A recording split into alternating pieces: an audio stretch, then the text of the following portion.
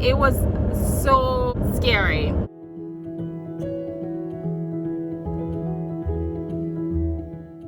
So I just want to be around just in case. His mom was laughing at me, and I was like, no, like I'm really freaked out. So then I run over to him and I said, Daniel, get out of the house. Get out of the house right now.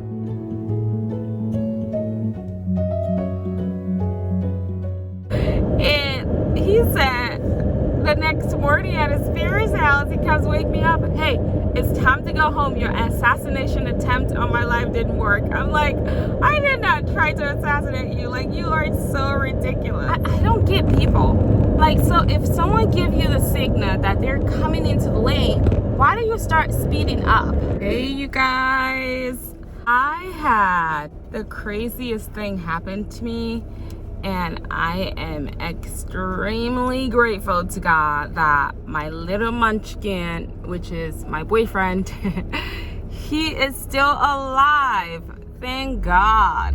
A couple of days ago, I made dinner, and we usually have like a really crazy schedule because one, I'm a flight attendant, and two, he's a minute out. There is an accident on my way. Ooh, okay. Well.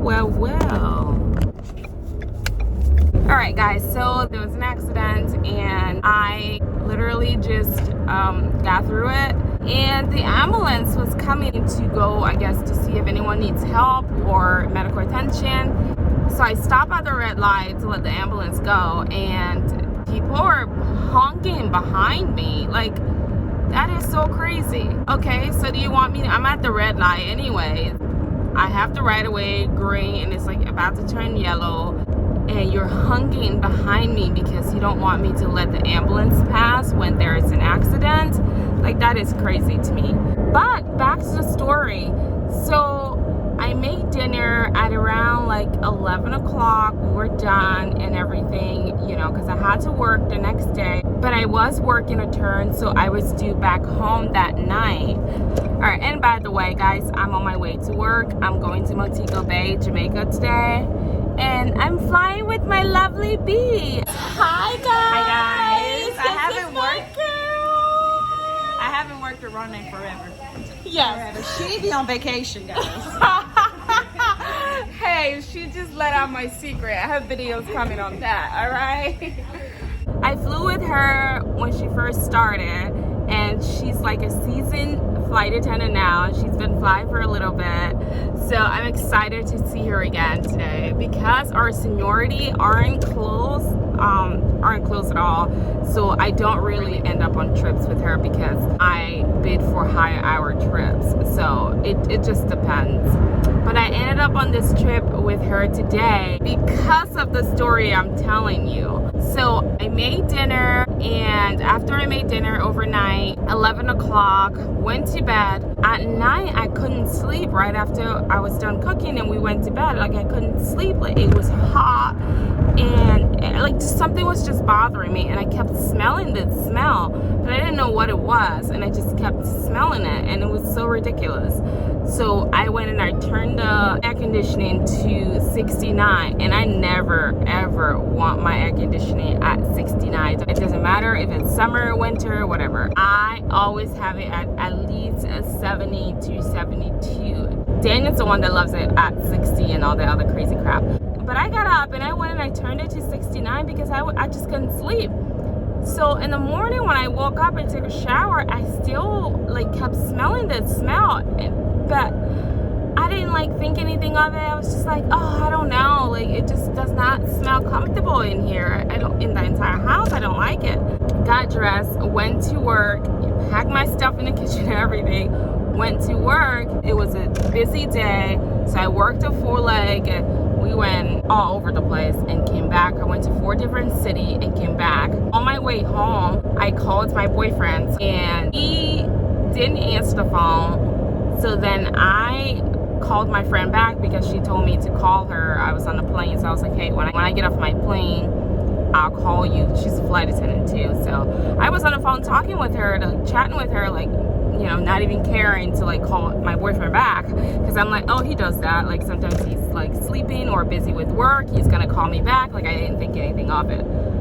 So after I got off the phone with my friend, I saw a missed call from my boyfriend. So I called him back and we were talking. He's asking me how my day was and all that other cool stuff. So then I said, hey, let me just meet you at home. When I get home, let me get off the phone and try to figure out this traffic stuff. So when I get home, guys, I opened the door. When I opened the front door, the smell of natural gas hit me. So the smell I was smelling all night was the natural gas that I left on with my boyfriend in the house. Didn't turn it off. Didn't even know that was the smell. But when I got home, like as soon as I opened the door, that smell just hit me, and I just ran to the stove, and it was like, you know, making that little noise like that it's on.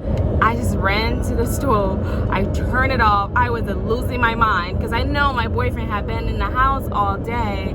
Didn't realize that this gas is on with him in the house all day, and he breathing that toxic gas in. Like, it was so scary. So then I run over to him and I said, Daniel, get out the house. Get out of the house right now. And he's like, what's going on? Like, I just got out the shower.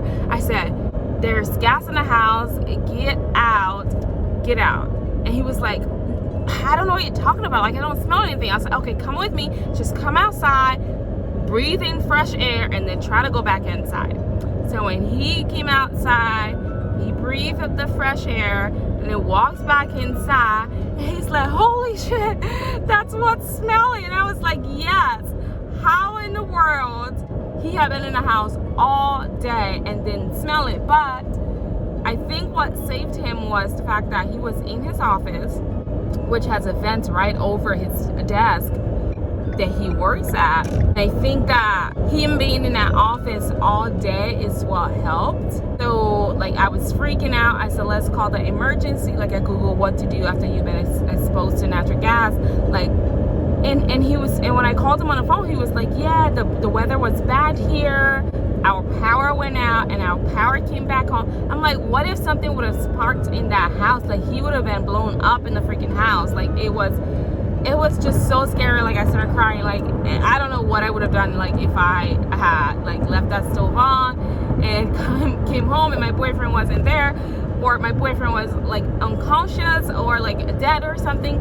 So after we got out the house, I brought 2 chairs outside. So we set out the house. We tried to air the house out. We opened all the windows, all the doors, and I was like, oh, I don't want bugs to go in the house. He was like, it's not time to think about bugs. So we aired the house out, and then I wanted to take him to the ER so they can check him, because he said when he got in the shower, he started to feel tired, and that's one of the symptoms. And I said, let's go so they can check you and make sure everything is okay. He's like, no, it's not that serious. I'm still, you know, coherent. I still have my mind. I haven't lost my mind yet, blah, blah, blah. So I was like, okay, whatever. If you feel okay, you feel okay. But we can't spend the night in this house today because it's not enough time for us to air the house out, for it to smell well, for it to be safe for us to go back in the house. And he was like, I think it's fine. So I told him, I said, let's get a hotel and let's spend the night there, because it was almost like 11 o'clock and I didn't want to wake like people up. But he said, call my mother. So I called his mom and his dad, and they told us, come over at the house, you know, you can spend the night here, like, you don't need to get a hotel or whatever. I was like, I didn't want to wake you guys up, but thank you to them. Like, they took us in and we spent the night over. But it was super scary, guys. Like, I don't know what I would have done, like waking up, like, you know, because like the very next time I had a 3-day trip. So having a 3-day trip, what if I didn't come home? And he said he was feeling tired. If I was on a 3-day trip and he's like feeling tired and he just like takes a shower and goes to bed, because he was telling me, he said he was feeling bad because I had worked all day. I mean, he worked too, but I had been flying all day and dealing with people. And he said he, at that point, didn't want anything to do with me or like anybody. He just like wanted to go to bed and just rest. So what if he had gone to bed in our bedroom and slept with that gas on and just went to bed, or light a candle or something, like, because he smelled some funky smell, like light a candle. Like, that just to me was so scary. And we need to appreciate the people that we have in our lives and be more careful. If you have a gas stove, guys, be more careful. Like, it freaks me out. And so today I was supposed to be working a 3-day trip. Because I was so freaked out, I decided to switch all of my trips to turns so that I can come back home. Like, I'm just paranoid at this point, but he's fine. But at least, like, after breathing in that toxic gas, I wanted to be home just to monitor him, like, to see how he's doing, because he refused to go to the hospital.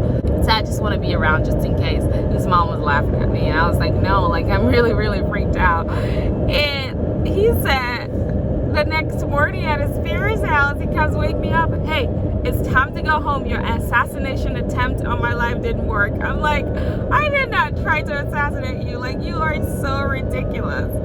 But I am so grateful that my boyfriend, the love of my life, is alive and nothing happened to him. I know this, you don't care, but I thought I'd share the story with you guys.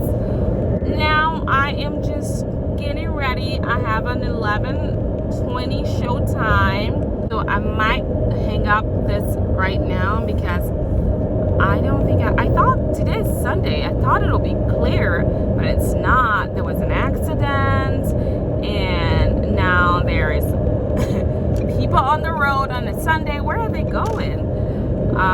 So I just have to maneuver here to try to get to the airport quickly. And once I get to the airport, I will take you guys to Jamaica with me. I know, it sounds crazy. I'm not staying in Jamaica though. I come back home, go to Jamaica and back. That's all we're doing. Don't try to speed up. Dude, what are you doing? Don't speed up. Someone's making a signal. I don't get people. Like, so if someone gives you the signal that they're coming into the lane, why do you start speeding up?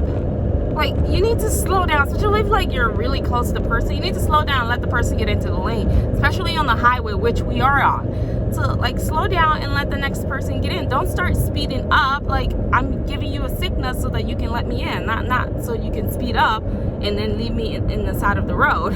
Like, it's so ridiculous. All right, guys, I got to try to get to the airport quickly, but I will talk to you guys once I get to the airport, or once I get out of my car or some stuff like that. All right, love you. Talk to you when I get in the plane.